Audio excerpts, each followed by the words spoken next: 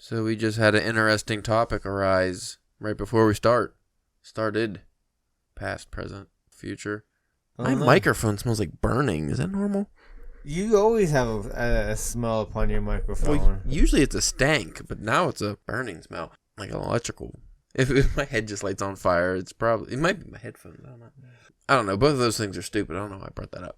No, we were briefly talking about if you have a book, because I am looking at the first person singular stories by Haruki Murakami. And I mentioned that, while I did like the collection, I am never going to read that again. So why am I keeping it? Why am I compelled to keep all these books, a lot of them paperbacks, that I'm never going to read again? Wouldn't it be better used to give those away?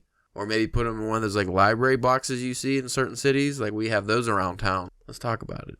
It's probably more of an ego thing. Just to say, I read these books. Yeah, and I've actually read them, and not be like one of those guys that have like... For all the company that I imagine you keep in your house that would see your book collection. Because I know all 3 people that come over here are really impressed by my books.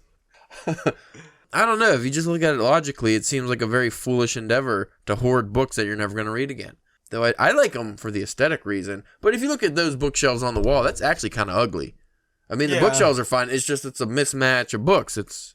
Though I do like when I have a book, and because I'm not much of a rereader. I don't really go back and because there's so many new books. Why would I go back and reread old books? Which some people do. They like a favorite movie. They'll revisit something, but I don't do that too often. Not fast enough of a reader for that. If it's something I read when I was a kid, I'll read again as an adult, or maybe maybe we're just not old enough. Maybe when we hit like 40s, 50s, we'll be like, hey, did I like those Yukio Mishima books? Let me check them out again. I always had this plan after I got completely caught up with Stephen King.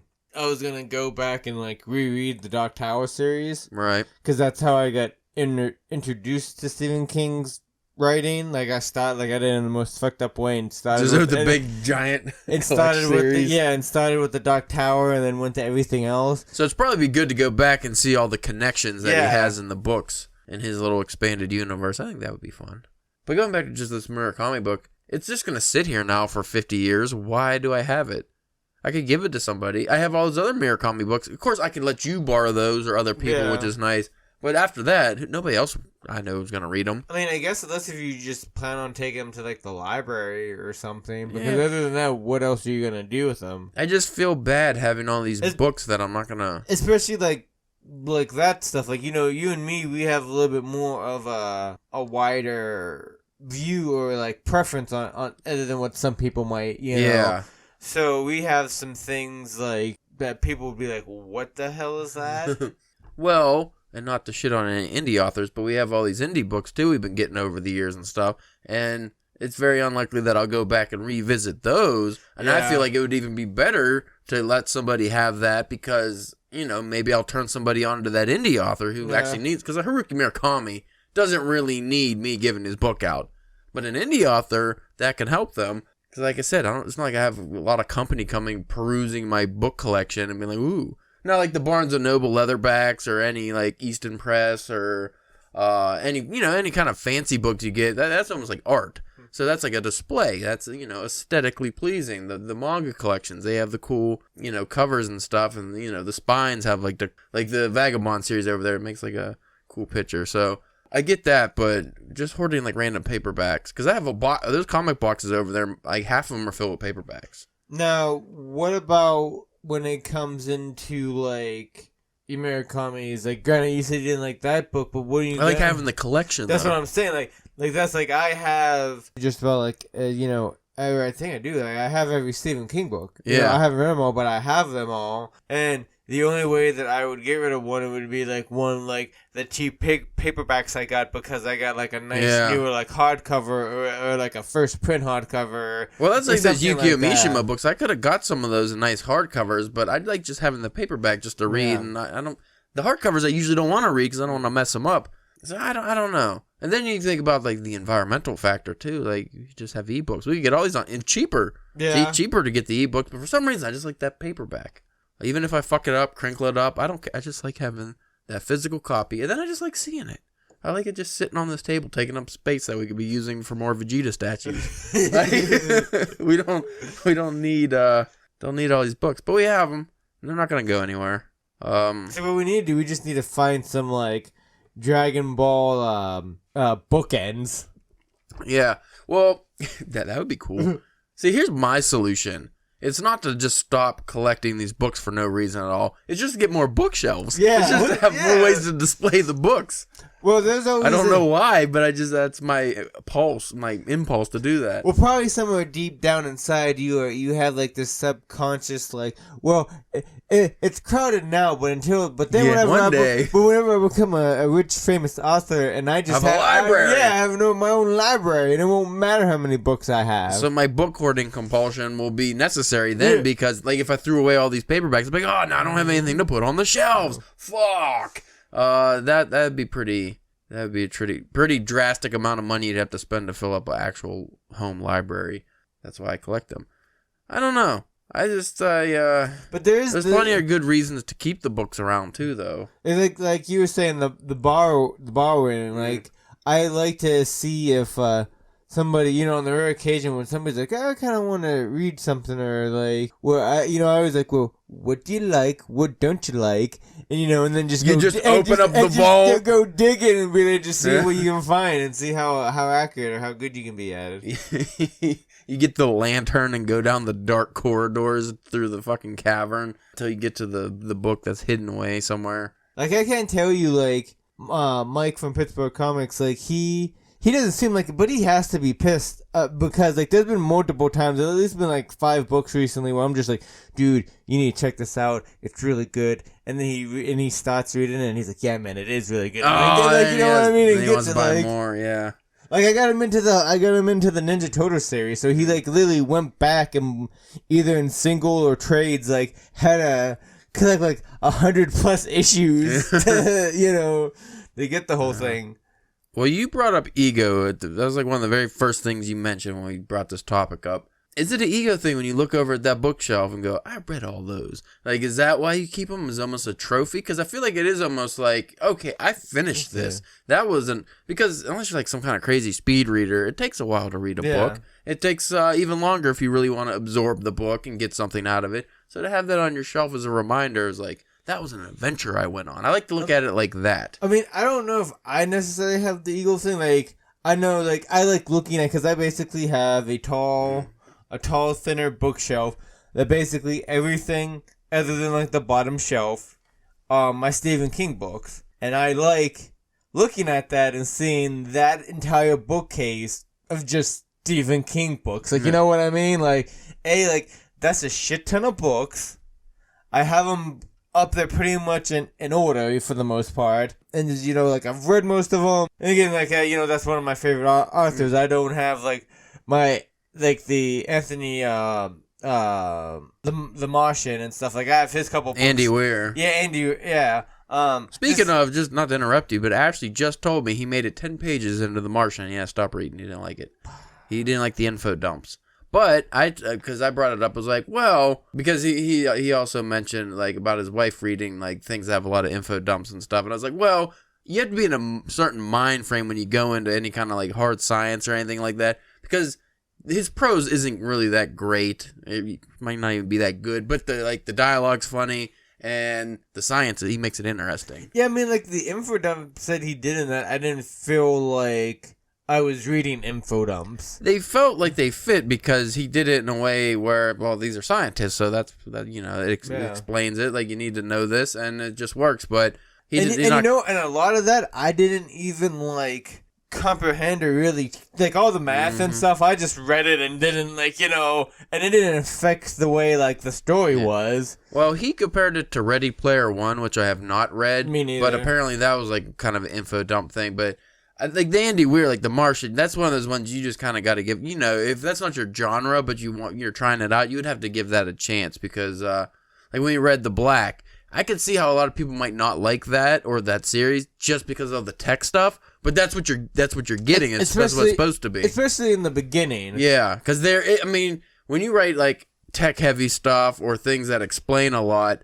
you kind of have, whether you like it or not, a bit of info dumping. You're not going to be able to really work around that if you want to explain how things work. Especially when you have in your story take place on weird locations like on Mars or a drilling rig, like something to where like you got to make sure the people that have no clue about how that works, how it kind of operates, but you also have to do it in a way so the people that do know don't get mad and bitch at you later online that you did something wrong. You didn't, Right. The drill bit is actually 32 centimeters instead of 36. Like, man. Got me, though. He's right. He is right.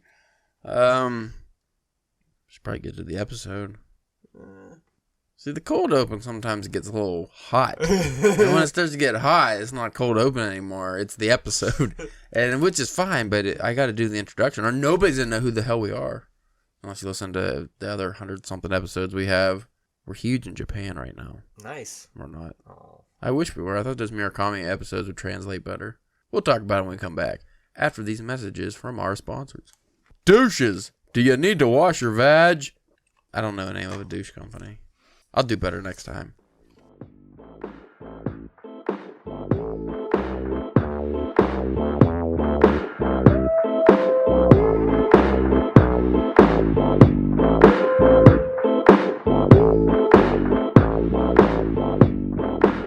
Hello there. This is what you are listening to, which happens to be the Drunken Pen Writing Podcast. I want to go into some rave music, but I don't know what rave music actually is. I know like, dance and fucking electronic dance. Yeah. I'm your host, Caleb James. With me today, it's a good one. You're gonna like it. Spencer, the Ethiopian erection. I knew I was gonna fuck it up. Oh no, Spencer. No, you can't be that. Oh no, I got it. Spencer, the Ethiopian Erection Eradicator Church. I don't know why. First one. That was it. I just completely forgot the word eradicator, though. I forgot how to. Does that start with an E? I don't know. Now it's because they got in my head as soon as I said, so wait, is that an A-E? Fuck. Eradicate. That's a word I don't use too often. Because I feel like that's one of them, like, dictator words. Like, when you start eradicating stuff, it does start with the E, by the way. I just remembered. But once you start, eradicating stuff, it gets a little saucy. Today's episode is about books again. More books. Actually, this one's more specific. Reading and writing. I don't know what the title is as of yet. But we had this discussion last time you were here because I mentioned how we've been doing things backwards. Where a lot of times I want to write, but I'm like, well, let me do some reading first because I got a lot to read. And then I start reading, and then I never get to the writing. And you brought up the fact that maybe it would be a good idea to reverse that. Do the writing first, and then reading would be the reward. Yes. So I wish I would have did a poll beforehand, but I didn't think of it, like on Twitter or something.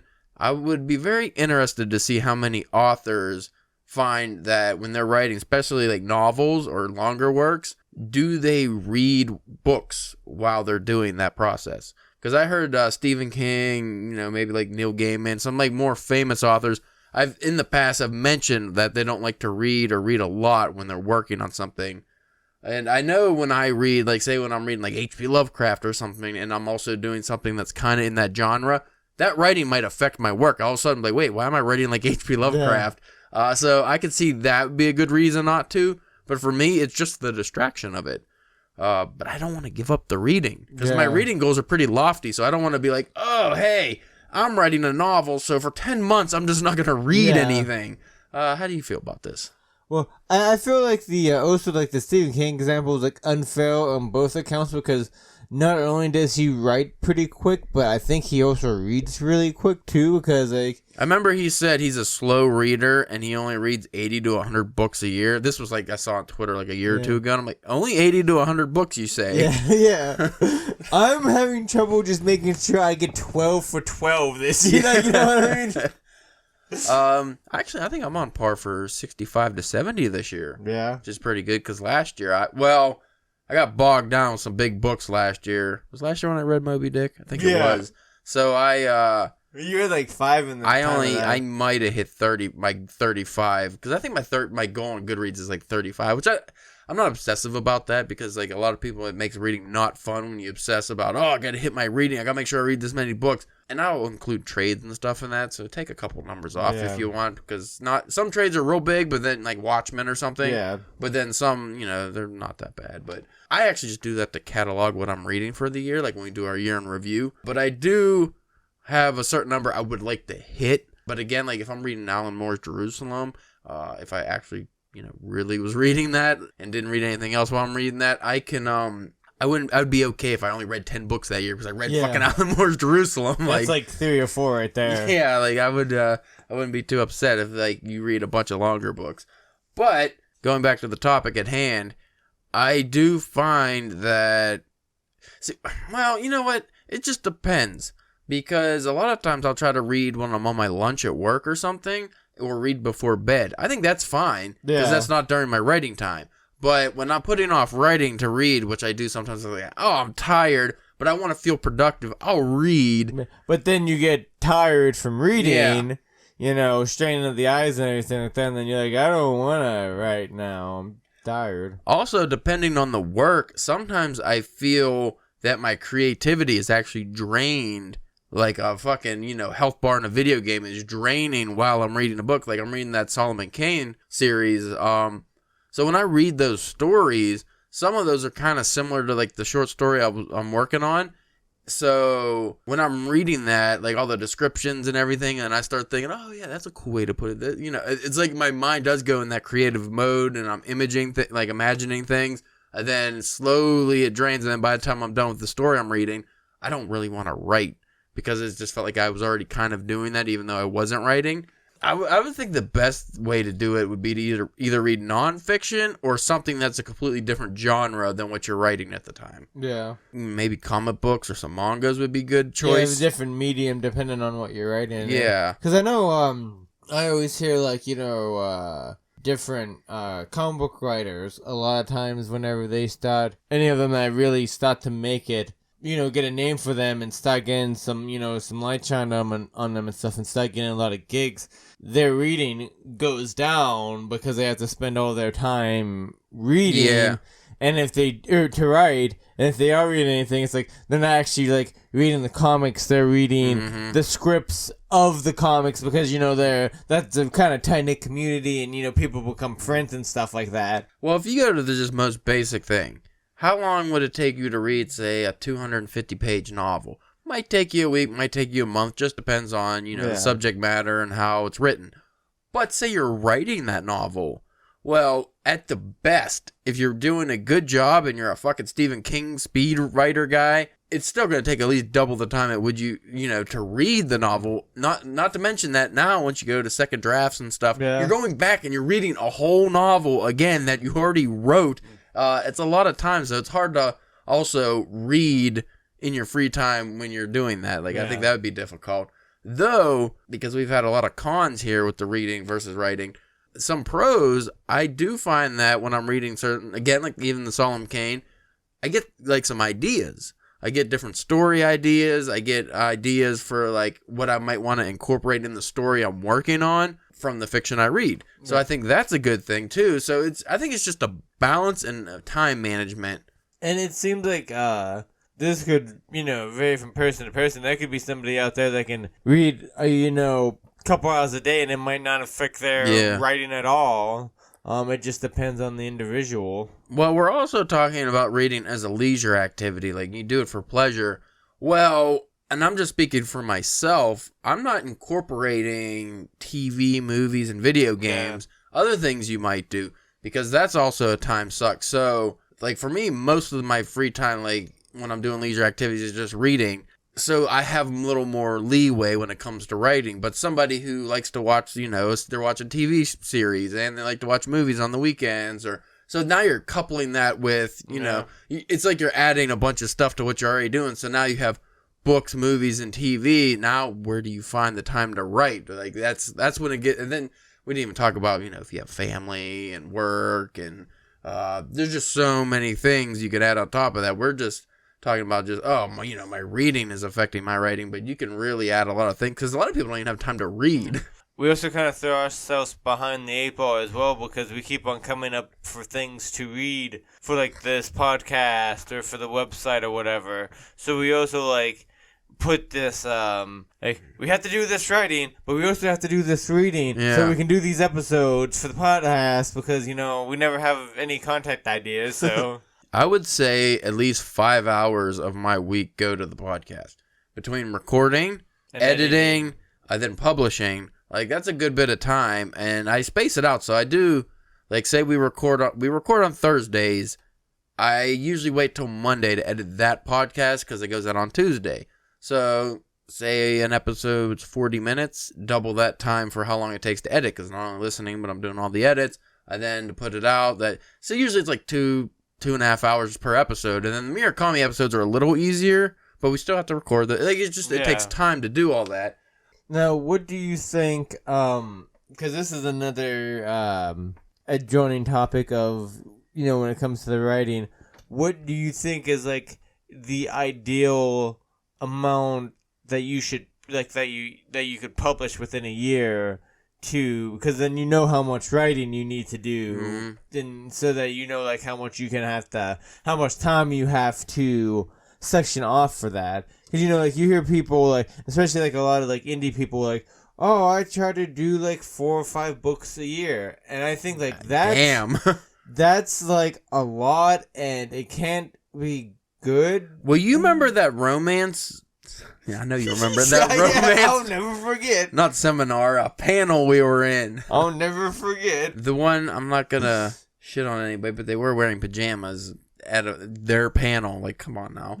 A little professionalism. And then also the one lady said she didn't edit at all. Didn't do it. Pretty much just did a first draft and shitted out the books. But she was publishing, 3 books a month? Something like that, yeah. 3 months. Like, they're going to be terrible. There's no way they're good. Well, no, but even just like, because I've been still listening to older episodes of the Dead Robot Society.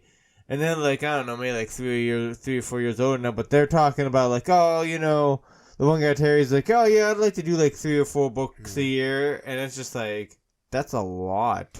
Well, isn't he, like, retired, though? Well, he might be retired now, but back then, back in the time when those episodes were being recorded, he was still working. Yeah. They tend to like to make kind of doorstopper books, Yeah, he does write some big books, too, so that's difficult. And he has beta readers and alpha readers who read his books too. So the time to put that book out and then get the book with the edits and then make the edits. And then I think he self-publishes. So I don't know if he has like an actual editor he goes to, but regardless, that's a lot of work. And I don't know how he's able to put out that. Like he'll say like, oh, this week I did 12,000 words. So it's like, all right, I think, all right, we'll start with the working man. Yeah. So if you work a full-time job, so we'll say 40 hours a week. At least. Probably more now. Yeah, but we'll just keep it basic. 40 hours a week, no kids. So that's the most ideal situation for, an up-and-coming writer, I would say. Not the most ideal. Ideal would just be able to write without having to work at all, but say that's your situation. I think realistically, you can write one good novel and have enough for a short story collection in a year. I think that would be the tops if you want the quality to really be there. Now, if you're retired or you're like a stay-at-home mom, or stay-at-home mom's not a good example because you probably still have a lot of responsibility. Yeah. Stay-at-home mom, but the kids are in high school. Yeah. So you don't have to work. Or stay-at-home dad, whatever. Just a parent. Unemployed, whatever it is, like get unemployment, whatever pandemic. You got a sugar mama or sugar daddy, whatever. Work from home, whatever it is, but you have the extra 5 to 8 hours a day just to spend on writing. So you could pretty much be a full-time writer even if you're not getting paid to be a full-time writer. I think you could up that to a max of 3 novels, that would be okay, and 2 short story collections. And that's if you're writing pretty much full-time every day.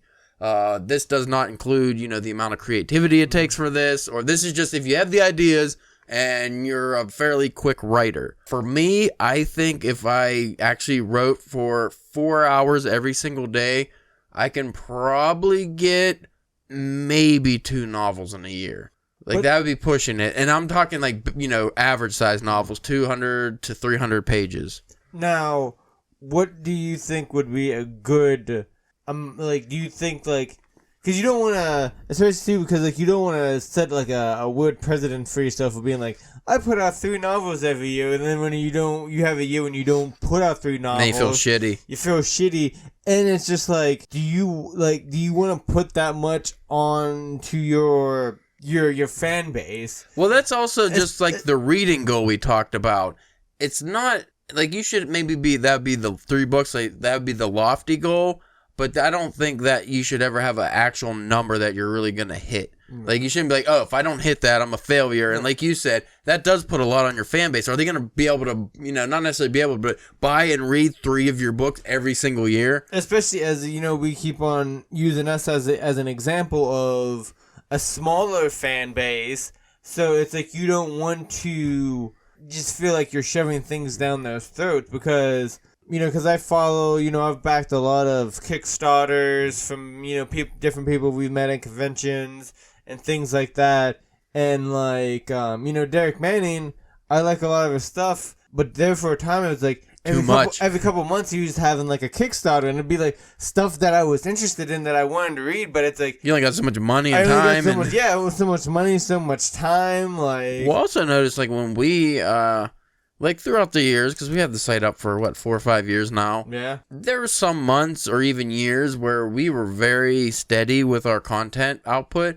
So there was, like, months and months where we had something published every day. I tried not to go over one thing a day. Sometimes we had as much as 2 or 3 different things a day. But I noticed, which is why I kept it to 1 a day, and even that was getting to be too much, is when you publish every day, the views actually go down or they stagnate, and because you're spreading it out too much. You're creating a backlog. Now, you'll bring new readers in, but at the same time, your established readers, they might not be able to keep up because people read other stuff too. It's very unlikely that you're going to be the only thing these people are reading unless you're like super famous. So the more you put out, I think the less in return you're gonna get. Maybe over time you'll get some for that, but like you'll get some views and reads and money and whatever else. But because like you said, if you're a super famous author, you can be like, people will just buy your book and just put it off to the side. Like, I'll get to it. Like, I'll read it. Don't worry, I'll get to it. It's in the stack. But you don't want that as an independent author. You want people to read your stuff so they can tell you as if it's shit or not. Yeah. If it is good, they can tell more people so that they can get it. You don't have that luxury of like a slow burner seller, or they just buy it and they get to read it whenever, Well, you don't hear anything for a couple months. Well, here's like the example of just having a very big bibliography. Ray Wink, when we met him, I think the first or second time, we bought the zombie books. He had like 80 books on that table. Yeah. Like he's written, I don't know how long he's been writing for, but it was like every book he's ever fucking written was on that table. And as consumers, it's nice because, now we got a big selection. Yeah. But since we like to buy off a lot of people just to, test the market and stuff, he's actually probably, if he had 5 books on that table and they all look really interesting, we might buy all 5. But when he has 80 books, and now you're overwhelmed, you're like, I'm just going to buy 1 or 2 and, see what else is out here. Just because, there's other stuff out there. It's just too much. Like, so if we it can be a little overwhelming. Yeah, so like, if DPW was at a convention, we had a table, and say we had 20 books out. We had, you had a collection, I had a collection. We had novels, Ash had something. We had all things.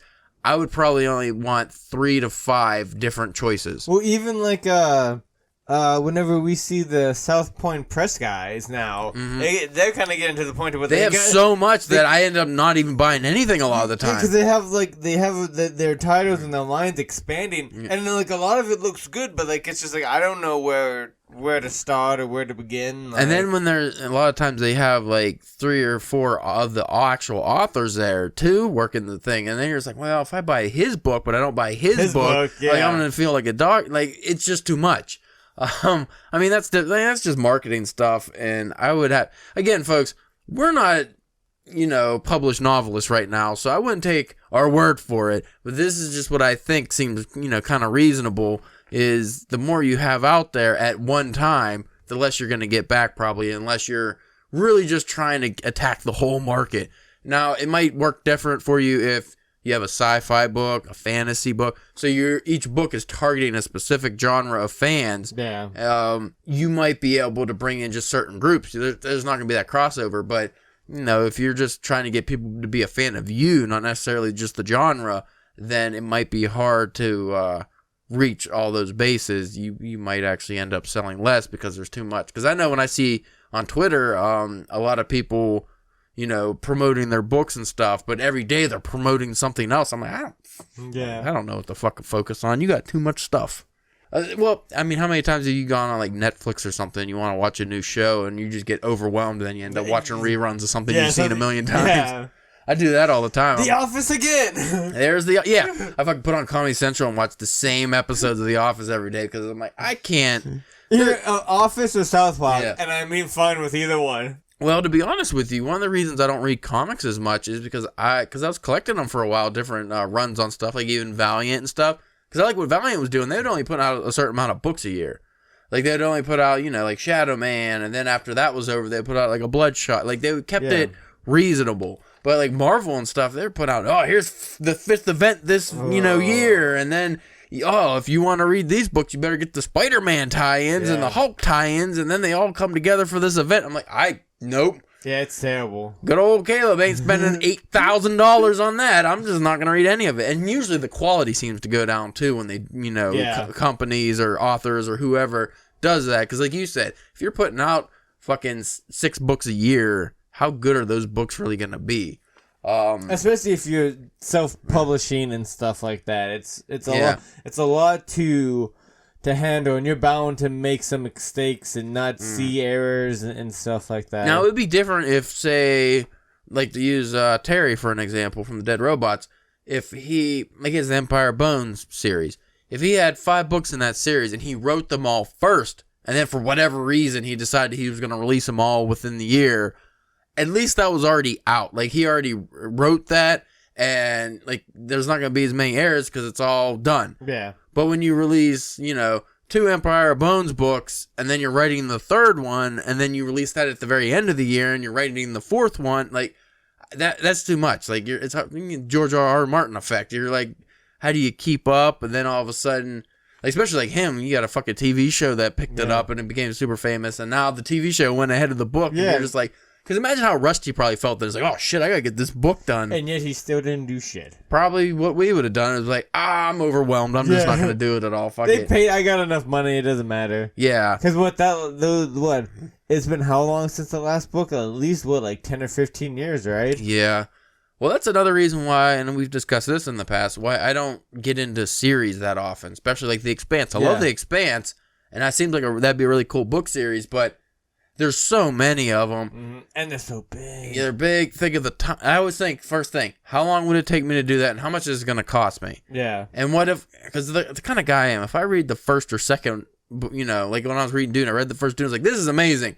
I'm not going to read any more Dune, though, because if I get into this, and I get the second one, and it's good, then all of a sudden, I'm stuck for 15 Dunes, and that's all I'm going to read, and then, hey, Spencer, you want to have another episode about Dune? No.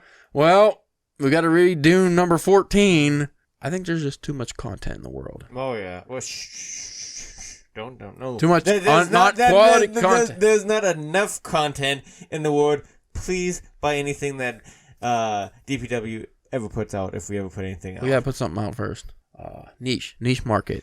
See, that's when I think now is a good time to be a niche writer. Because if you're writing a specific crime noir that deals with transgender detectives... There's probably not a lot of those books out, so you'll sell. Well, I was just listening to a comic book podcast, and they're talking to a writer, and I can't think who it is right now, but he was talking about I think it was Tom King, and he was telling how some other writer gave him advice, and it was and you can use this can translate to any writing. I think is that you find what you're good at. And then you make yourself essential for that. Yeah. So like if you are good, like if you're good at telling crime stories or noir stories or whatever, or sci-fi stories, make it so that you're one of the best, and you know, people need to read you, and that you know that. Well, like you think, oh, I'm gonna read fantasy,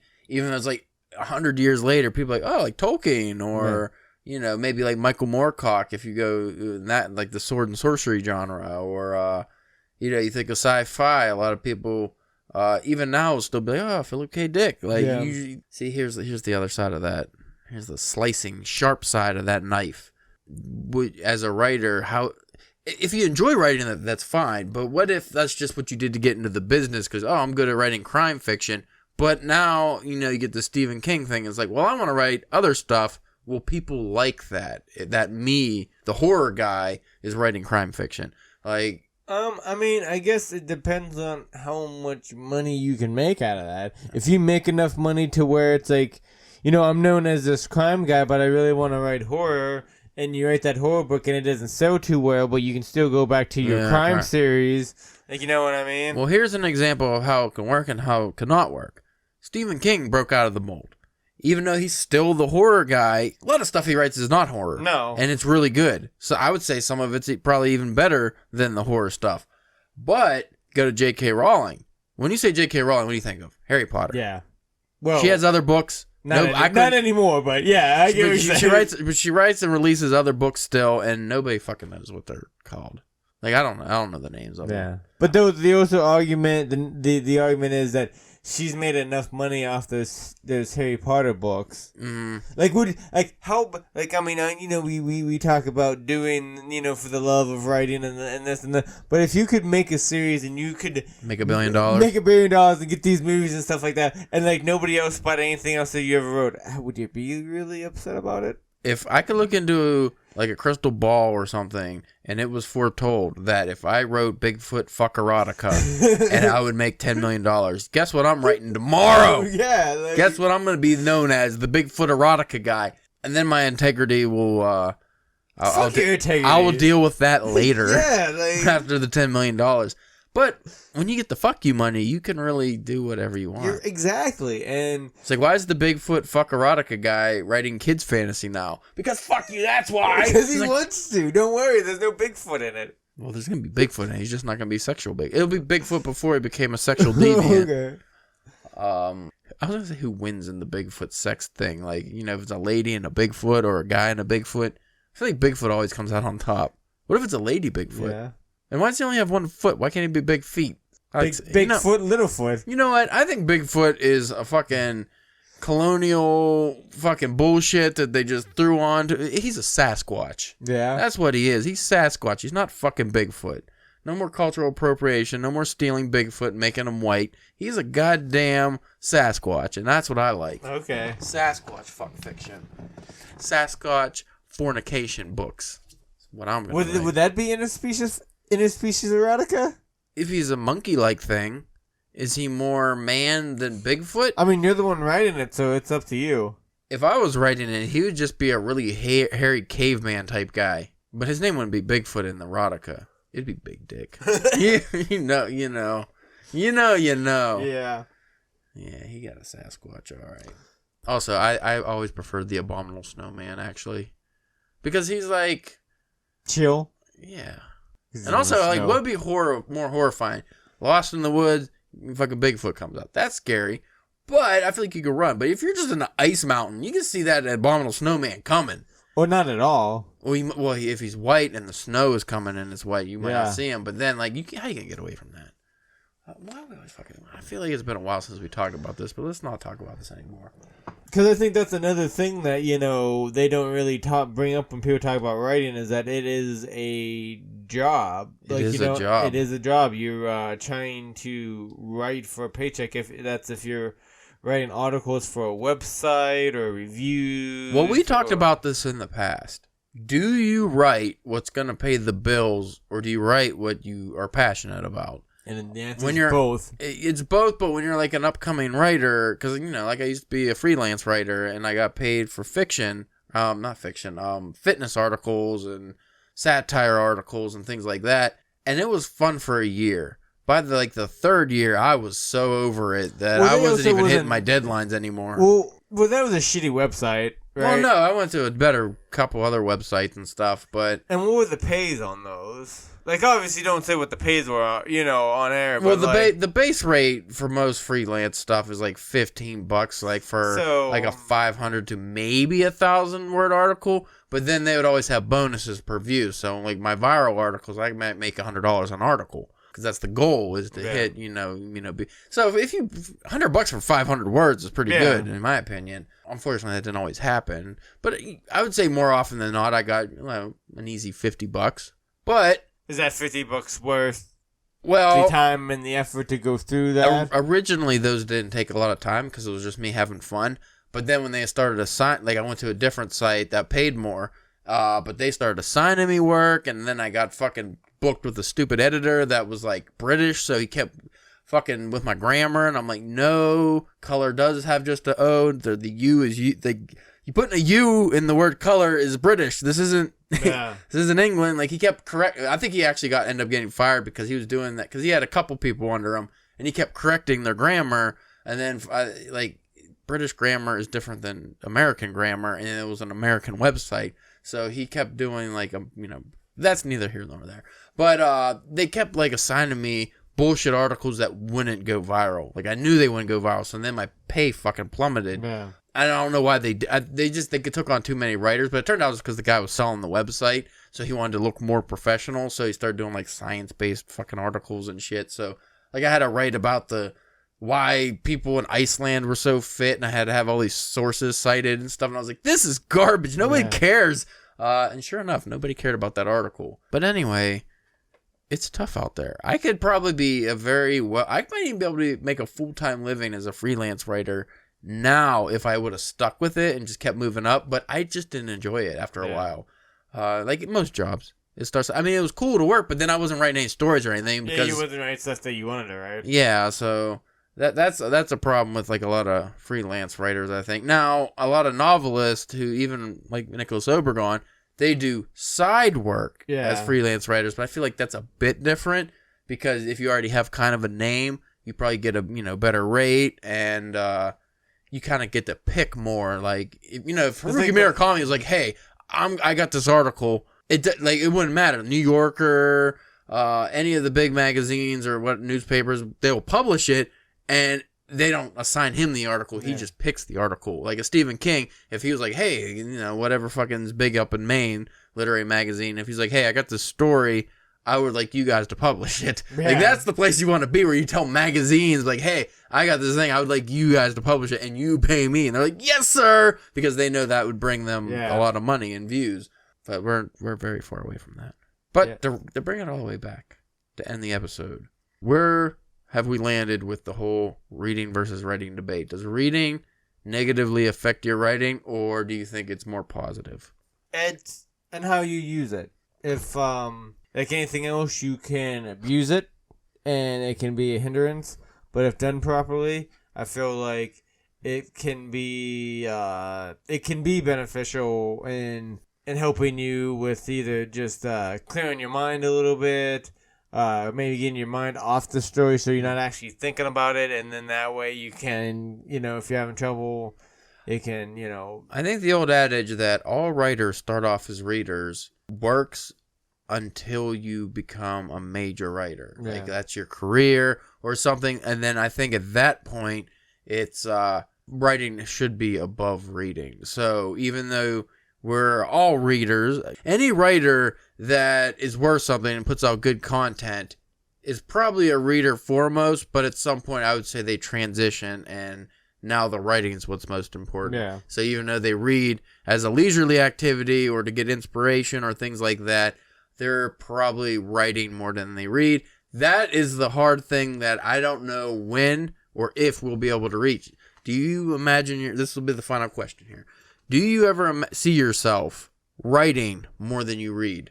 Because I think that's when you finally become, you switch from consumer to creator. Yeah. Because that's a different way to look at it, Because I think most people are just like, I love reading, but I write, and you never really think about it. But what do you do more? Are you making the donuts, or are you eating the donuts? Yeah, and this isn't like saying, I wrote a book, and now I'm going to take a break between my next book so I can read 10 fucking books. Like, that's different. But I'm saying, while you're writing, do you write more or do you read more?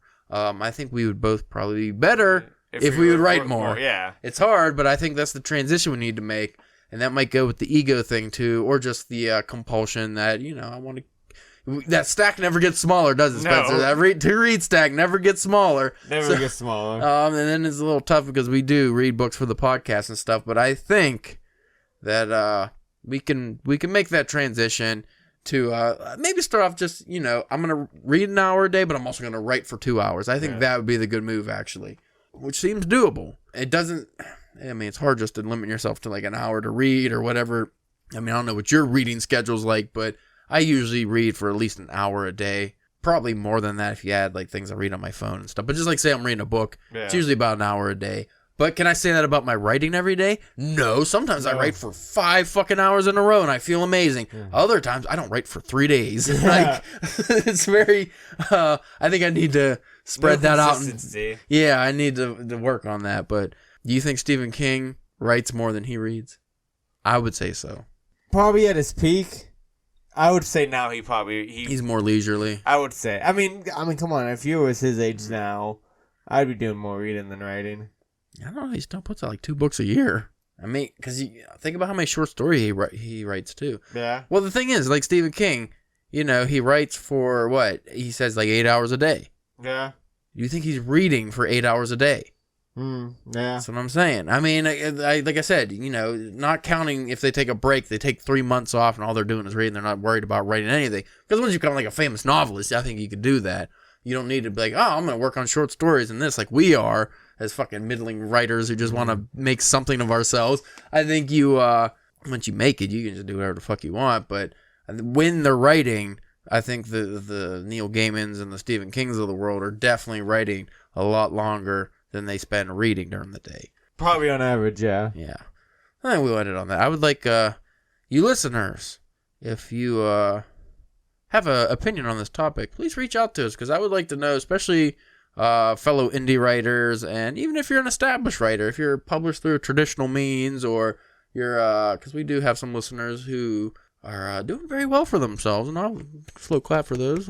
Like Benjamin Cross just released his book not that long ago, very good. So, it's Colony, by the way, if you want to check that out. Listen to the interview we did with him, too.